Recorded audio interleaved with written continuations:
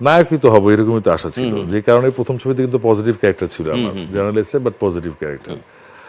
আর তখন আমাদের প্রয়াত সাংবাদিক আওলাদ ভাই, বিনোদন সাংবাদিক, উনি আমার একটা ফটো সেশন করেছিলেন। উনি আমার ফ্রেন্ডের বড় ভাই, সে সূত্রে ওনার সাথে সম্পর্ক ছিল আমার। আচ্ছা, ফটো সেশন করে সেই ছবিগুলো আমাকে উনি দিয়েছিলেন। তখন আমাদের এলাকায় একজন খুব সিনিয়র ডিরেক্টর থাকতেন, উনি ডিরেক্টর অশোক ঘোষ। উনি আমার ফাদারের ফ্রেন্ড, আমার আব্বার বন্ধু। আচ্ছা আচ্ছা, তো ওনার সাথে খুব আড্ডা হতো সন্ধ্যার পরে। তো উনিও জানতো আমার এই সিনেমার নায়ক হওয়ার প্রতি যে আমার একটা খুব একটা ইচ্ছা। উনি একদিন আমাকে এহতেশাম দাদুর অফিসে নিয়ে গেলেন, তখন তার অফিসটা বিজয়নগরে। সুস্থ জীবন সুন্দর পৃথিবী, আমার ছবি টবি সহ।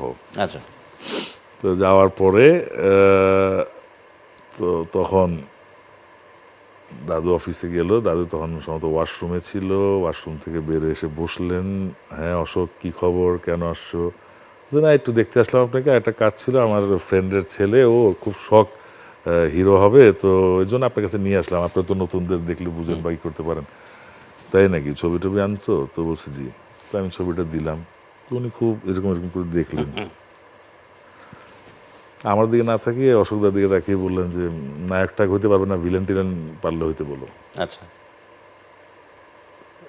বলে দিলেন চরমভাবে, যদিও এই সেগমেন্টটা হলো দুঃখ পাওয়া যাবে না, কিন্তু তখন আমি পেয়েছিলেন, খুব স্বাভাবিক। এবং তার পরের দিন আমার নাটকের রিহার্সেল চলতেছিল। তো মিথুনটা বললাম, কি রে, ছবি টবি বানাবে না আরিম ভাইয়ার? বলছে হ্যাঁ, তুই তো এবার ভিলেন করবি। আমি আর না করিনি।